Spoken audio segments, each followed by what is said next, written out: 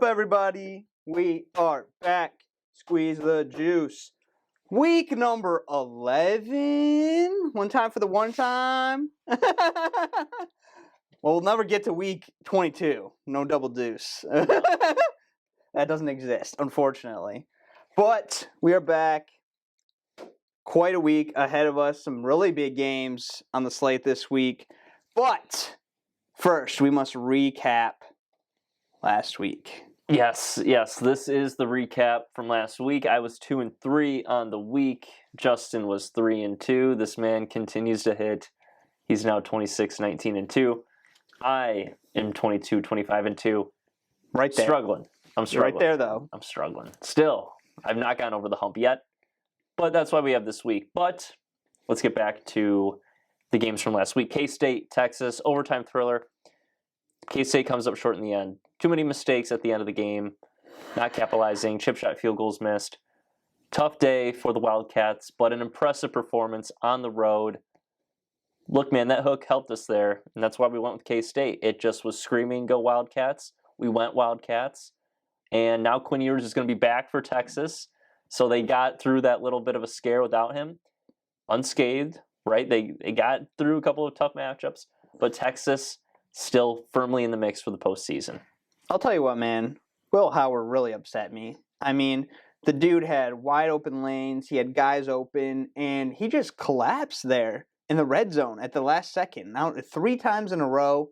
I don't know what happened with him, but Kansas State should have walked away with that win right there. No questions about it. I mean, that was a choked loss. That was a choke job. That's all I could say. And to me, looking at the positivity for Texas, yeah, that's great. They won. Quinn Ewers is back. To me, looking long term, I feel like Texas isn't going to make the playoff. Well, if they win out, then I think they are in. With that win over Alabama, which looks better and better every week on the road, your only loss is to an Oklahoma team, which is looks looking a little worse. Way worse but by the week. Still, neutral site. They'll probably have a shot to play them again or another ranked opponent. Texas, I feel like they have a real shot. I do. But we'll see how the rest of the field plays out because, we got massive games this week. They're going to have playoff implications. And, they do have to kind of win out. They got to win the Big 12. They do. Yeah, they can't afford another loss. So we'll see how it all plays out. But getting Quinn Ewers back, that's big time. He's one of the best quarterbacks in the nation. And when he's healthy, he's up there with the best of them, obviously, week in, week out. There's not many quarterbacks you'd rather have over Quinn Ewers, that's for sure. Game 2 that we covered, Georgia, Missouri. Athens wasn't bringing the 15.5-point cover for us this week. I don't know what it was. Give credit to Brady Cook and Missouri for hanging in there tough, but yeah, it was a good Georgia victory. That's a really good Missouri team, but we just didn't get it, man. It's okay. Georgia's not going to hit them all. Exactly. And we knew we were kind of riding that kind of a little bit of a nice train, but a little bit of a lucky train with those. We were surfing that Georgia wave. With those big spreads, man. We were able to – Georgia was just doing it. And, you talk about them being number one. That's always a discussion. I think this weekend that with a nice win, they definitely would be able to cement that they should be number one. But, they're looking slightly more vulnerable each week, by little. They're still, I think, the best overall team in the country. But there's just little parts of their game that the momentum kind of dies. It's going to be difficult without Brock Bowers, but you have to give credit to Missouri. That is an elite offense. Their passing attack is phenomenal, and what people don't really give appreciation to is the fact that program, which has been pretty quiet for a good amount of time here, it's on the up. It's getting recruits. They have talent, and Missouri football is not going anywhere anytime soon. They are continuing to produce, and they will produce because they're doing a really good job recruiting right now. And they have Kellen Moore's younger brother is the OC. He's a good offensive mind, and their head coach, I think, has done a really good job as well. So Missouri, look, it's not a finished product by any means, but they are a really good football team. They're going to give people scares. They're going to give their opponents their best shot. And when you have an offense that can light you up any day of the week, that can be really tough to stop. So give credit to Georgia for only holding them to 21 points. We saw them against LSU. That was a shootout. We saw them against K-State. That was a shootout. We saw them against Kentucky, right? They blew them out. So there's been games where Missouri has looked the part, and they've looked, like one of those elite SEC teams. Mhm. It's just, it's not all there right now. Yeah. Right? Their defense is weak. They can't really run the football. But what they do have is impressive. And that was a tough game for Georgia. They haven't really been tested like that. Mhm. They haven't faced an offense like that yet. And they got through with the win. And sometimes, that's all you can ask for. Well, you look back to last year, before we keep going, Georgia almost lost to Missouri last year. Yeah, on the road. On the road. They were getting beat up the whole game, and then they were able to pull Missouri away. team is nothing like this one. Which is crazy to think. I believe at the time Missouri had a losing record in that game against Georgia. They did. So that just shows you the year-to-year growth that they've had already, and where that program is going. It's an ascending program. Yeah.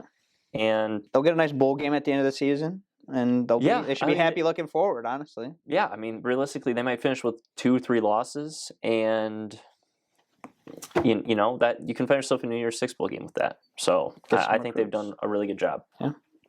Despite losing. Game 3, quickly here, Oklahoma State. We're out on Oklahoma. They're done. It's over. The dream is gone. We've woken up to a harsh reality where Brent Venables and this offense and this defense, they've just completely collapsed as a collective unit. 2 back-to-back road losses. 1 against Kansas, 1 against Oklahoma State. For me, this feels like a have fun in the SEC kind of moment. Like, you can't get past Kansas and Oklahoma State on the road. Good luck going to, and these aren't even the class of the SEC, good luck going to Texas A&M, Ole Miss, Tennessee, Florida. Like, good luck going to those places, because if you can't survive at Kansas and at Oklahoma State, you got no shot in the SEC. And that's just how it feels like to me. Oklahoma is going to be playing in a level and in a league where they're not ready for it. Texas, I think, is. I think Texas can handle that moment, and we saw that this year. And Sark is definitely the coach for it.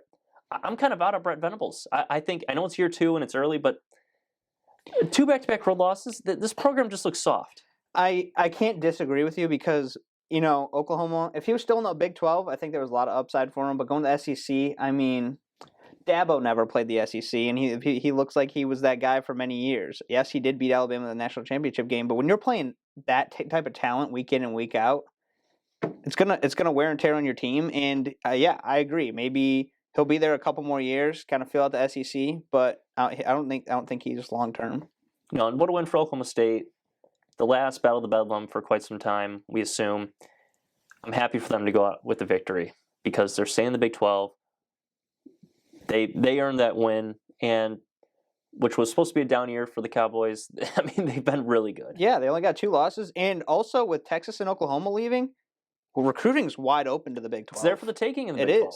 It is. They could easily. We kind of talked about this last year with TCU, K-State, Oklahoma State. These are some of those teams where once you get Oklahoma and Texas out of the Big 12, you're going to see these teams, which have been kind of the tier 2 of the Big 12, they're going to rise up and they're going to look really solid. You have SMU coming in. Colorado's coming back. Colorado coming back. You have Baylor, who could Cincinnati. Still get you have recruits. Houston, right? So there's a lot of really positive signs in the Big 12, and I'm really excited to see where it goes going forward without Texas and Oklahoma, just to see what it looks like, but also to see an Oklahoma State rise up and be one of those elite teams, because the Big 12 it's not like the Pac-12.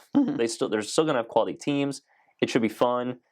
But without those 2 kind of brand names, right, we're just not going to have the same Big 12 that we've gotten used to for quite some time. But I'm excited to see what it looks like going forward. And Oklahoma State with this win, I think it's a statement to the rest of those staying in the Big 12. We're here to stay, have fun in the SEC. This is Cowboy football. Something like that. I love that. USC Washington, an emotional loss for Caleb and the boys. 52-42. Downhill they keep going. They played their hearts out. That defense, and Penix didn't even have that great of a game. It just that defense for USC DC. is terrible. Yep, they fired their DC, and it was so funny. I laughed because his last name's Grinch. Yeah, Alex Grinch. Perfect time. Yeah. I feel so bad for Caleb, but we should have seen this coming. We knew USC's defense was bad. And Lincoln Riley's not gonna. He'll just be like, okay, let's exactly what happened. Let's fire the DC. I'm the offensive guy, right? Yeah. Everyone else figure it out. Like as a head coach, though, you're not gonna win with it. A defense should be crucial. You got Caleb Williams. You know you could put guys around him. Why are you not out there trying to make that defense as good as you can, especially in the Pac-12 where defense is not often a hot commodity. It's about air raid and just run up the score. But the factor that makes to me now, especially more than ever, Oregon the biggest threat is because they have a defense, unlike most of the Pac-12. Yeah, and you know what's crazy about the Pac-12 is some of those teams like Oregon, Oregon State, UCLA, where they've shown an ability to play defense. Utah too, to an extent. Yeah, like that is where you get some of these matchup nightmares. And when you have just a shootout like you saw with Washington, USC, I mean, we probably could have played it a little bit smarter, saying if it's going to be a shootout and you probably expect Washington to win, just take Washington, right? Just because they have the slight defense, even though Washington defense is not that great. But at the same time, you know, we kind of felt like that was a moment for USC, right? A chance for them to right the ship and a chance for them to just feel good about something because it's been really down and they just did not pull through. But when you get those teams that do play good defense, that's where I want to see Washington get over that hump, really, get over that struggle because they beat Oregon, right? They're at home. But was anyone really convinced about Washington after the fact? Like, No. I still feel like people walked away from that saying Oregon lost that game instead of Washington winning that game. Yeah. So I really want to see Washington coming up, and they got a chance this weekend to prove that wasn't a fluke. That wasn't a fluke, right? And some of those rough games that they had following the win against Oregon, those were just kind of one-offs. And then really the last game that we had last week, Bama, LSU, great win for Bama. But Jalen Daniels getting knocked out of the game really opened up the door. But I was impressed by that Bama offense. Jalen Milroe, I know it's a terrible LSU defense, but Jalen Milroe, he still looked the part. SEC, man. And it's still the SEC, still a tough night game, even if you're at home. And Bama got it done. And this team, I'm telling you, dude, that if they win against Georgia in the SEC championship game, because that's who they're going to play, they could be sneaking in as the second SEC team. They're going to be the 2 seed in the college football playoff, no doubt. Georgia won, or yeah. Well, I guess it depends on who's won. Could be a Michigan, Ohio State, Michigan, and then Alabama, Texas. Alabama 2, Georgia 3, and Alabama then then Texas, Florida State, or Oregon / Washington. This is why we need more teams in the college football playoff, because this is the perfect year for it too. There's so many teams that I feel like if you put Texas against Michigan, I don't know. I can't tell you what's going to happen. I can't. That's true. If you put Florida State against Ohio State, I don't know what's going to happen. Mm-mm. If you put Oregon against Georgia, who knows, right? There's just so many possibilities.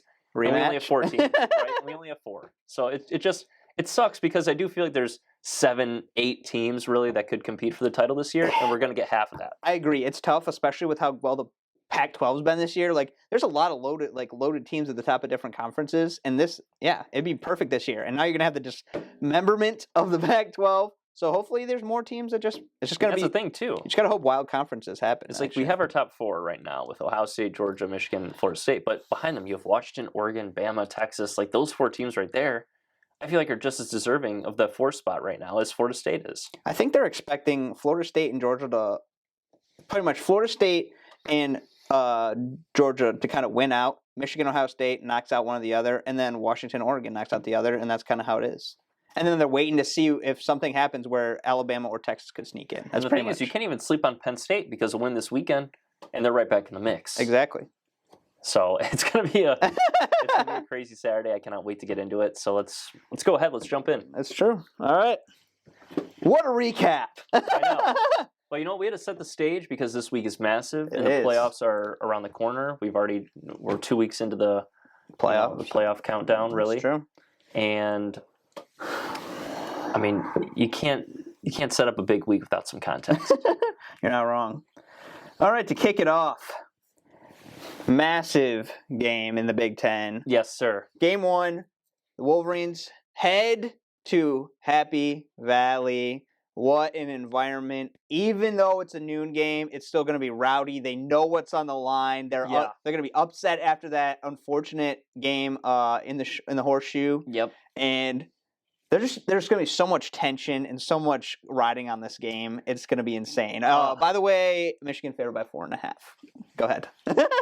I mean, what pandemonium has been the lead up to this game? Mhm. I mean, the whole sign stealing scandal has yet to be resolved. Yeah. Big Ten Commissioner Tony Petitti has yet to give out Taking a sweet old a time. punishment or resolution of any kind. Yeah, he's taking a break, taking a little nap ski. Vacation until next year, yeah, right? A little vacay, while everyone else is pounding on his door. What's going on? But at least we finally get to see some football, right? Yeah. I mean, Michigan had a bye week, then Purdue. It's true, And and then- Michigan's had a light schedule this year. It's time for them to. Yeah. It's time for them to show up. I mean, Now's the time. it just feels like it's been so long since Michigan's played a real game, right? That last game against TCU was the last time we saw Michigan play an opponent with a pulse, and like a team that had real aspirations, right? That's funny. And we're finally getting it now Mhm. in the middle of November. It's almost been a year With since 3 they games. played. It's almost been a year since they played someone real. Like that just goes to show you how crazy bad their schedule has been. It's true. People will hate, but when you see the schedule for next year, it's Well, probably it could be the hardest in the Big Ten. It's deserved. Let's talk football though. Penn State, we saw that game against OSU. It was ugly, but their defense did show up. Now, Mhm. the thing that was the difference maker for me was, and I said it, like the narrow view and the broad view. For me, the narrow view was one team had Marvin Harrison Jr. and one team didn't. Michigan does not have Marvin Harrison Jr. Their best receivers, Roman Wilson and Which is tough. Colson Loveland, the tight end. I love Those that are their one. 2 best guys in the passing game. They do not compare to Marvin Harrison Jr. No one compares to MHJ. That's just how it is. Maserati. No one compares to Maserati. And that's not their fault. It's just the truth. I know it's unfortunate. Michigan just can't get a receiver. They've never had a true receiver. To me, it doesn't matter if you have big names or not. I feel like I've never seen a true. I mean, Nico Collins is great now, but like I still don't view him or like Donovan Peoples-Jones as a true receiver one. I really don't. Not to get too off track, but they would have been so much higher drafted picks if they went to a school that actually threw the ball. You know? Just Hey, they're chilling now. no, they're doing fine. The I'm just saying. DPJ's back in the D. The thing for me is though, is that Michigan has yet to play a game like this all season long. They're on the road. Happy Valley is one of those places you do not want to go into. I've been consistent with this take for a long time. You know I'm going Penn State here, so I really don't have to tell you much. But this is a game I feel like is going to be won in the trenches. It's going to be scrappy. It's going to be ugly.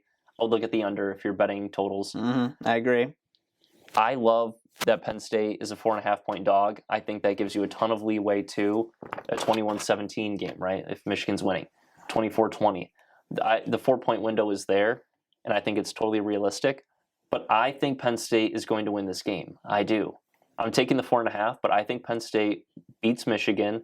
I know they're going to take the sign-stealing scandal as a motivation, as something that rallies the troops. But when you get into Happy Valley, and when you're on the road in that environment against a team that can physically match you at every level, offensive line and defensive line, you're going to be in a dogfight. And that inspiration, that motivation, this is not Purdue. This is not Michigan State. This is not Rutgers. This is not Indiana. This is Penn State. This is a really good opponent at home. I think Drew Eller and the boys get it done. I'm taking the Nittany Lions plus 4.5. America's on Michigan. I believe 63% of the bets are on the Wolverines. I'll take the home dog. That's not getting the love. I know I got James Franklin, but I'm putting my faith in Franklin. Plus 4.5. Hey, it's Franklin. I'll tell you what, man. Michigan's beat them the last 2. They're 2-0 against the spread in those past 2 games. I know there's going to be a lot of questions because of all the situations that have happened, you know. Michigan's put up double the amount of points in the past 2 matchups against them. But Game 2 years ago, and Penn State was close, though. yes, and the thing is, Penn State has looked good the past couple years, but they haven't looked good end to end like they do now. That's the big key. They've always had like last year they got that backfield going, and then they have it again this year, right? You've always been able to kind of trust their quarterback, but you know sometimes on defense they don't have it. But they look good for the first time in a while, end to end, and they've also won 6 games against the spread this season, which has been a beautiful thing to see. Covering machines. This game is going to be close. I don't think either team scores over 30. Yeah, I would agree. I would be shocked if they scored over 21. There's two final point scores that have been sitting in my head all week. One is 27-21. The other is 24-21. I think Michigan wins this game, but I'm going with the Nittany Lions to cover. This guy has matured. Last year, he would have picked Michigan. I have, because I think Michigan's going to get rattled. I think they're going to have to wake up, and then they're going to have to realize they got to play some real ball. And I think they might be able to. I think it's a 24-21 late Michigan win. That's what I think it is. I think Penn State's going to be dominant right out the gates, and I just think Michigan's going to have to get rattled, wake up to reality, and then play some dang football. But I think Penn State covers. I think they end up unfortunately losing. I mean, I shouldn't say unfortunately because of Go Blue. Yeah. But I think they're going to cover this one. I think it's going to be, that wake up call. Hey, real opponent, we got out of this one. Let's recollect, go play Maryland, and get ready for Ohio State. But I'm not going to tell you I'll be shocked if Penn State wins this game. I'm not going to be like, oh my gosh, I didn't see this coming. And that's the thing. I feel like people will be shocked if Penn State wins. And if you follow college football all season long, you've known Penn State has played really good football. They had the one game against Ohio State where they really couldn't get anything done offensively, but defensively, they were in that game. They had a fumble 6 that was called back because of a holding that completely changed the tide of the game because Ohio State got a touchdown eventually on that drive with the penalty call. You just needed one break. Yeah, they just didn't get that break. And if that was the break and it just got called back, that would have completely changed the dynamic of the game. Penn State can do this. They can. They're capable. And I don't feel like people are giving them enough love, enough credit, enough respect. Franklin needs this, man. But yeah, you're right. Franklin needs it. They struggle in these games. He's kind of like Jim Harbaugh pre-2021. It's true. Pre-sign stealing. Yeah, like they're sitting at like, hey, our only 2 losses are to the big guys. I know. They just can't get through. Yeah. This is a chance to do it. Yeah. This is the game. It's right? true. I mean, they're not going to fire Franklin if they lose, but it's just like you need a win. This program needs a statement win that they haven't had in a really long time. They can come here. Absolutely. Are you shocked? Or not, but you're happy with the I'm proud of you. I mean, I know you definitely had better picks than me this year in college football, but last year you would have gone Penn State or you would have gone Michigan over Penn State. You're taking the Wolverines no matter what. This year you thought about it, you gave it some analysis and said, look, Michigan can win this game, but there's 4.5 points on the board. Could be 21-20. Penn State scores late. Somehow Michigan gets the ball back. Yeah. Field goal. 23-21 win Michigan, and we cover. Yeah. I love it. I'm not surprised because you've had good picks all year long, and I shouldn't be surprised that you made a good pick here. I had to do some research, man. I mean, I gotta trust it, right? Because everybody, including the NCAA and the Big Ten, really wants Michigan to lose so they can just do what they got to do and walk off. But if Michigan somehow blows this game out of the water, then there's going to be some concerns going forward. Yeah. Because do you claim that it's if they beat them up, is it sign stealing connected? It can't be at this point. You'd like to think so. Yeah, you'd think so at this point, right? So there's a lot riding in this game just overall. Not just these 2 teams, but just the NCAA, Big Ten, all combined. So there's a lot. There's a lot to see. I mean, in terms of Michigan getting to the college football playoff, I think the TV networks and the people up, in the they need them there in the rafters. They want Michigan in it. It's good for ratings. It's good for discussion, right? It'll drive revenue up. But I think the average college football fan wants to see Michigan crumble. I think they want to see Michigan fail and lose this game, and then lose to Ohio State. Yeah, I think if you've been paying any attention, every team in America wants Michigan to lose, and I think almost every fan not in Ann Arbor wants Michigan to lose. I think everyone is so sick of Jim Harbaugh and the antics, and maybe that's me being biased because I'm a Spartan, but just objectively, if I was a fan of Illinois, I would be like, I'd be irritated with Michigan. If I was a fan of Texas A&M, I'd be irritated with Michigan, right? Because I'm watching my team struggle when there's this whole scandal going on. Maybe if Jimbo was having an elaborate scheme like this too, He right? probably has, and he just sucked so bad it we'd didn't win work some out. more games, right? So that's the thing is we don't know the breadth of the scandal. That's We don't another know thing. the There's impact of it. so many news It's articles a very about nuanced and it's a very complex issue, which I don't mind them taking the time to figure out what exactly the punishment should be. But at the same time, there needs to be some action now. There needs to be some kind of legit statement made because every news station is running whatever they want to run about this whole thing. Right. Doesn't matter what it is. If it's just Harbaugh suspended for the intermediate time being, like for the rest sure. of the season. Yeah. Sure. Yeah. Okay. That's a punishment, and the program could be punished further, right? But there needs to be some sort of disciplinary action now, while everyone's kind of sitting there waiting for some sort of action, because there hasn't been any. There's just been responses going back and forth, and people want to see something happen. Yeah, because if somehow they end up winning out and nothing's done yet, then what do you do from there?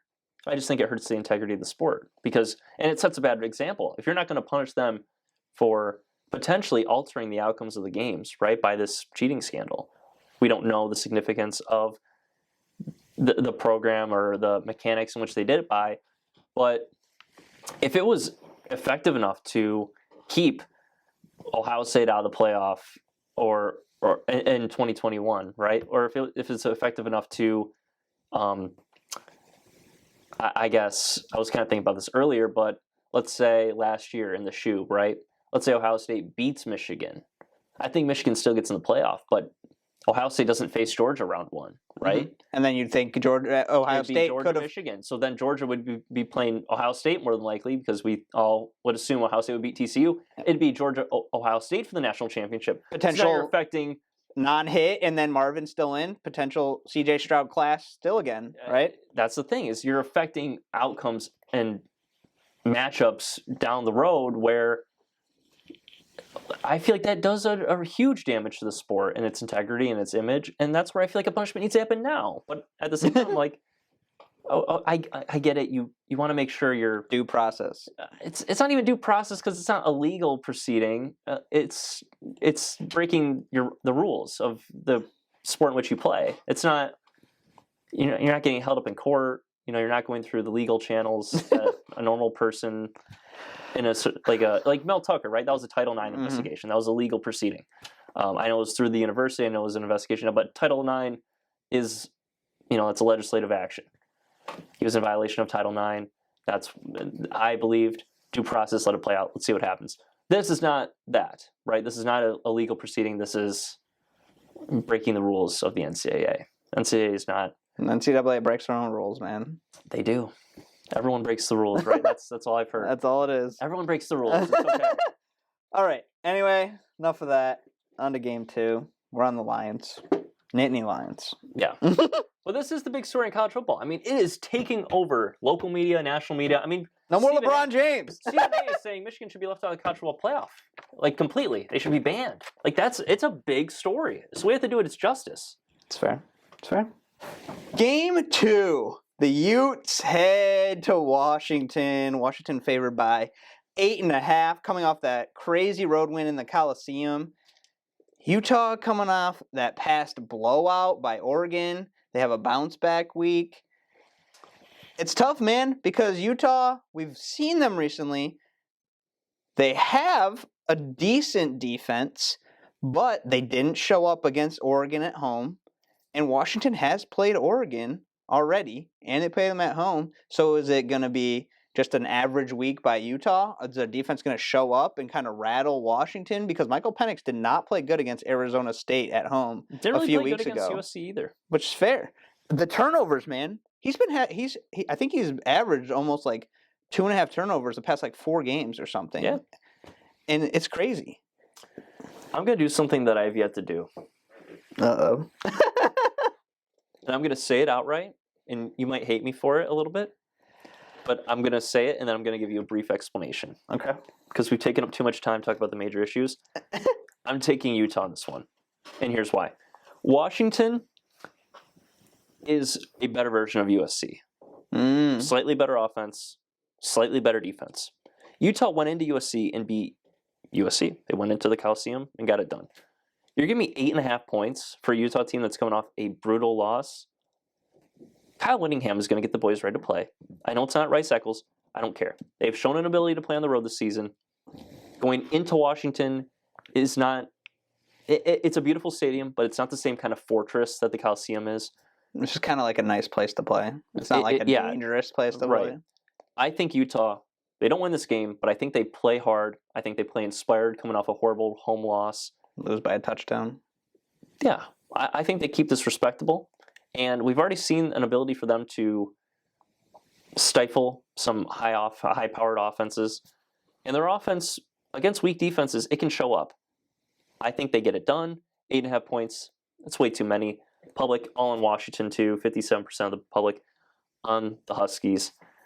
I'm going to take the road dog here. I know it's not typical for me to take a road dog at all. But hey, I'm on Utah, man. I believe in Utah for this game. And I never believe in Utah. It's true. So I'm going to believe in them here. Get it done for me, boys. Get it done. They finally broke their streak because they covered every game we had except for the last one. Once Oregon beat Utah, I now get to pick Utah. Ah. I overcame the boogeyman. And now I'm free to pick them whenever I may. That's fair. So I'm going here. This is my time. The turnovers by Michael Penix that we talked about earlier, it's caused Washington to fail to cover against the spread in 4 of the last 5 games. Solely. Yeah. It's insane. It's insane. Running game for Utah has really picked up.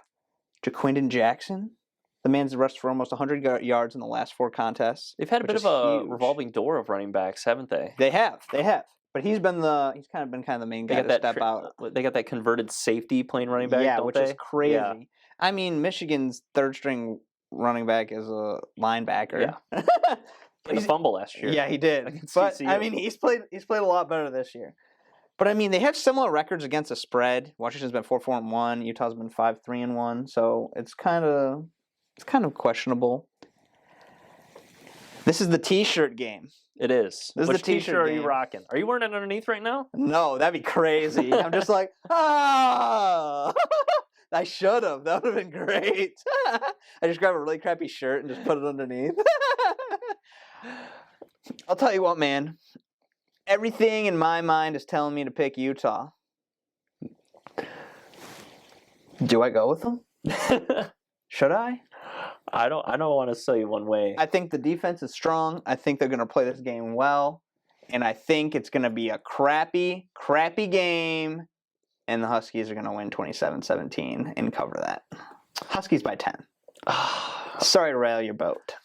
It's just funny. I'm on Utah when that's like your team. Those are your. These are my two. I know. These are my Pac-12 boys. If you want me to go way back, the original 2 favorites of mine from the Pac-12 were UCLA, Ride or Die, and Stanford.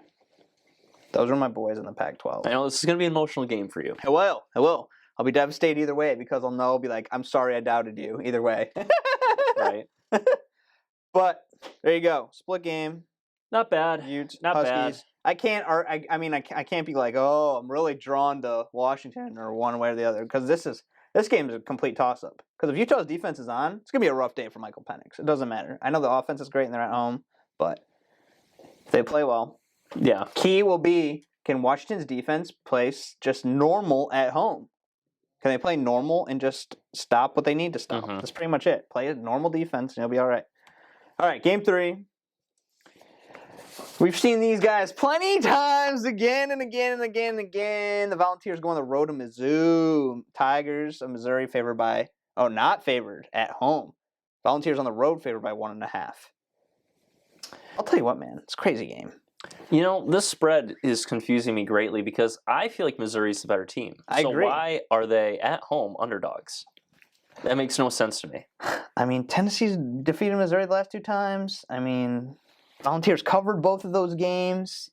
Tennessee's put up 128 points on Missouri in the last 2 outings compared to 48.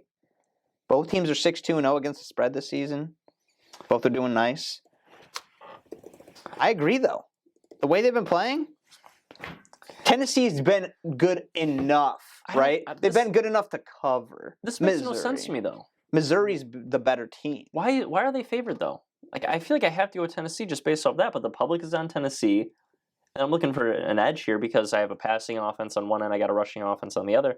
Missouri's solid against the run, only 4 yards allowed per carry. Tennessee's defense solid against the pass, 6.7 yards per pass attempt. So, like their defenses, they're both solid against what the opponent does well. For me, the spread's just too weird. I think Missouri's a better football team. I'm just going to put my faith in Vegas here. I'm taking the road favorite, which makes no sense to me. But if the number looks funky, if it looks weird, sometimes you close your eyes and take it. I'm going to go with the Volunteers here. It's a wild spread for me, and that's why I'm going with it. That's the only way I can really handicap this one because there's no explanation why Tennessee should be favored. There really isn't. Because Tennessee went on the road, played Kentucky, won that game. Missouri, did they go and play Kentucky on the road? Yeah. And they won by like 16, 17, and 18 they won. Points. Both teams went on the road to Big Blue, and Big Blue let us down. Yeah. Yet they kicked in the Gators' teeth, which hurt me bad. This is a really questionable game, man, because this is going to ride on defenses. This is going to ride on defenses.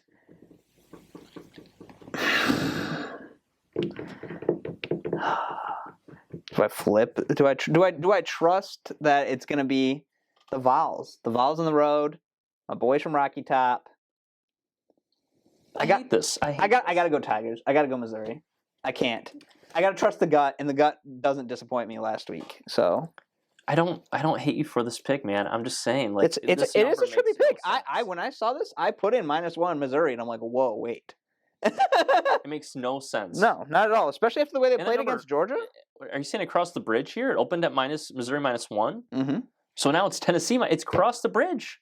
You have to go Tennessee. You have no choice. I don't know. Actually, I might have been wrong about that. I think I put it in, and then I looked at it, and I was like, "Oh, my bad." It was actually Tennessee minus.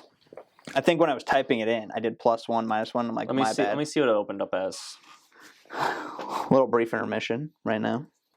Well, we're changing it up, checking the sketchiness of this game. You're right, man. I mean, I agree. I thought Missouri would be favored in this.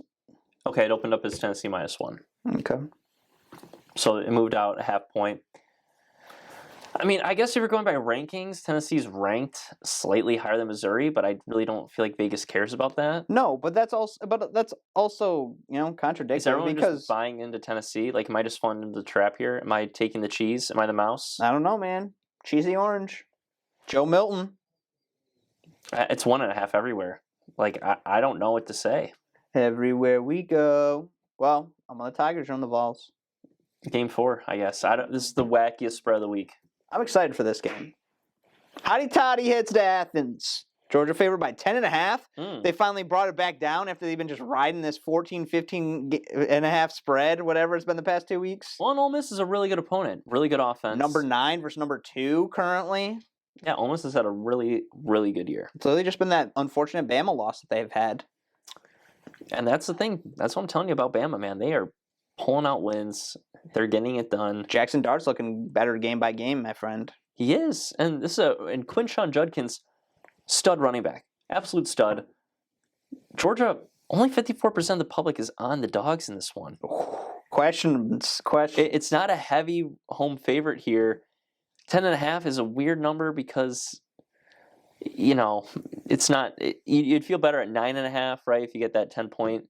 That's a key number. 10.5 is a bit funky.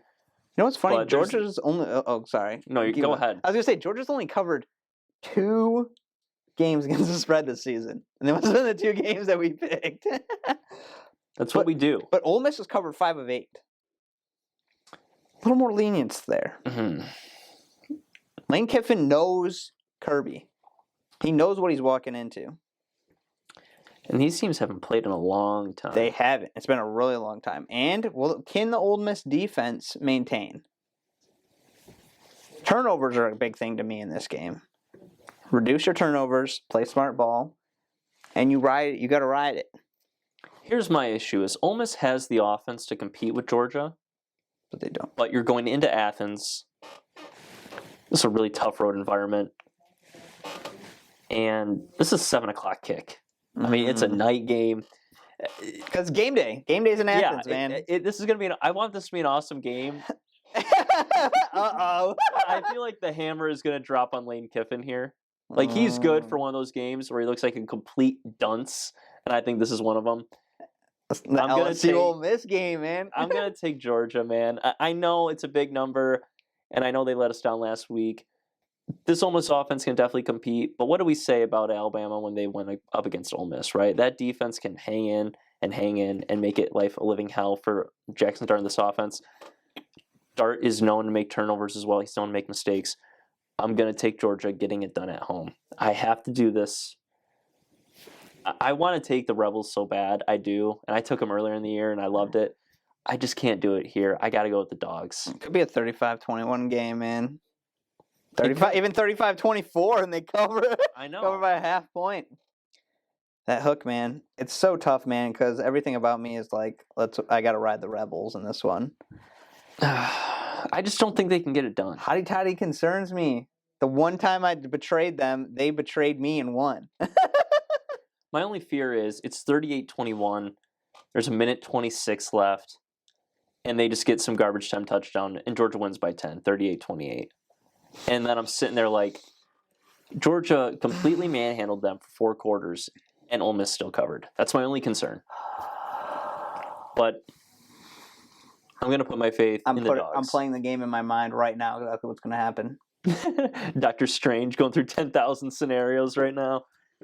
What's the one? I'm taking the Dogs. Okay. I'm taking the Dogs. I watched it just happen. I watched the game. I just watched the whole game live in my head. It's going to look nice. It's going to look great. Third quarter comes. Georgia, boom, touchdown. Georgia, boom, touchdown. It's game. It's going to happen. They have to make a statement game. They do. They do. Last And week this was is the a little, time. It was a little rocky. I'll tell you what. Ole Miss pulls this off. Lots going to be going down. If Penn State and Ole that's crazy. If Penn State and Ole Miss win this weekend, that shifts the entire landscape of college football. Oh, absolutely. It's insane. Everything would be upside down. I would love it, honestly. Utah wins. And maybe next game, I don't know what's going to happen. We're both on the Dogs because guess what? Game 5. Can Caleb Williams do it? Can he survive in Austin? USC heads to Oregon. Oregon favored by 14.5 at home. Yeah, man. This is a tough one. I mean, you're asking Caleb Williams on a 3-game losing streak to go not a 3-game losing streak, but they've lost 3 of the last 4, to go into Oregon, into Autzen, and somehow get it done. I mean, this is an Oregon defense we've talked about. They're going to make it tough. They're going to make it difficult for you to get anything down the field. I thought they've lost 3 straight. No, they beat California. Oh, yeah, I forgot about that. They survived. Yeah. Barely. They won by, I think it was 50-49. Yeah. That's just USC football right now. But you're giving me 2 touchdowns. And this offense is still a Lincoln Riley offense that can score points.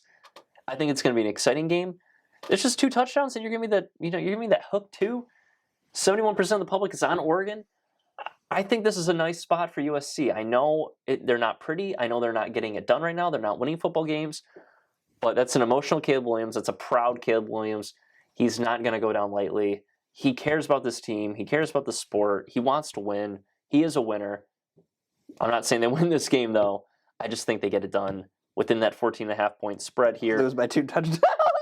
I mean, you can lose 45-31 and you cover, right? So I'm going to take USC. I love Oregon. I do think they're a top 4 team in the country. But that doesn't mean they have to cover every game. And they've been a covering machine, right? At some point, they're going to, give up a spread here or there where they just don't cover. I'm going to take the Trojans. Oregon's done great. They won 6 games against the spread this season while only failing to cover or push twice. But USC's only covered 2 games. Just twice in 10 games with a spread this year. Like entirely over the grand scheme of things. Oh, man. That's kind of where you take them, right? Is one team who hasn't been covering games, they finally cover one, and one team that's been covering games nonstop, they finally let one slip. That's kind of how I feel about it. At some point, you can't just keep blindly betting Oregon to cover. They're going to give back at some point, right? And this is one of those spots where I feel like they easily could. It's tough, man. It's a tough look. It's tough because you look at that and then that 10-point game, last week against Washington. And the Ducks, man. The Ducks have a defense. They do. At home. I know. And it's a night game. I know. I'm going Ducks. I can't. There's no, like I've said before, I'm going to say this, and Oregon and USC is going to do it, but every time I say it, the team does it, but no reason to believe in you. No reason to believe in them. I have no reason to right now either. I said that to Notre Dame. What they do? Win. I know. I know. It does feel like a Notre Dame spot, kind of. Yeah, right back against the wall. You've had nothing but failure the past couple of weeks. Emotionally, you're drained. Physically, you're probably tired. But you know what? You get up for this game and you find a way to cover. Not the way that Notre Dame destroyed USC, right? Mm-hmm. I believe in Caleb Williams one last time. Don't let me down. Quack attack. Give me the Ducks. Let's run it back. Week 11 picks. Game 1. Hold on. Here we go. Michigan heads to Happy Valley to take on Penn State. Me and Justin both on the Nittany Lions, plus 4.5. Game 2. Utah heads to beautiful Husky Stadium. Mm-hmm. I'm on the Utes, plus 8.5. Justin is on the Huskies, minus 8.5. Game 3. Tennessee heads to Missouri. I'm on the Vols, minus 1.5. Justin's on the Tigers, plus 1.5. Game 4. Hotty toddy. The Rebels of Ole Miss head to Athens, Georgia. Me and Justin both on the Dogs, minus 10.5. We keep doing it. I'm against both my teams. I know. And then Game 5, the last one on our slate. USC heads to Autzen to take on the Ducks. I'm on the Trojans, plus 14.5. And Justin is on Oregon, minus 14.5. And those are your Week 11 picks. What a week it's going to be. What a build-up to this slate of games. So much has been talked about in the news and the media. It's finally time for some football. We deserve some football, and we're going to get some football all day Saturday long. It's going to be awesome. It's going to be a great day for college football. I have the day off. Thank goodness. From noon to midnight, you are getting 12 hours of prime time. Of prime college football. I mean, you start your day with Michigan, Penn State. You end your day with Oregon, USC. It's going to be awesome. And in between, you got Utah, Washington. You got Missouri, Tennessee. And you got, obviously, Hotty Toddy, Ole Miss, and Georgia. I mean, there's just so many games that are going to be fun to watch. I'm going to live it up. Love it up. Another week of picks. Side shout out. Happy birthday to the man. It was yesterday. Birthday was yesterday, but we're Wednesday, shouting it out anyway. Shouting it out. Another year older. I can't believe we're the same age right now for the next month. Yeah, and then you're halfway to 50. Crazy. I can't believe it. That freaks me out. Freaks me out now. I know. Like, it's I think, weird when you put it like that. I think 21 was nothing to me, honestly. Like, hey, cool, I could drink, but like 4 years 25, later. it just something about it. That's just, I know. it's weird. Like, you don't feel that much older going from 17 to 21. But But 21. 21 and 25, it's like you age 10 years. Exactly. Because Like, you know you're closer to 30 now than you were to being 18. I know. It's nuts. Oh, freaking me out. It's okay. I'm excited for New Year's this year. My birthday's on a Saturday. There's NFL and college football on New Year's Eve. Yeah. It's crazy. Crazy. All right. We've taken up enough of your time. See you in the next one. Peace.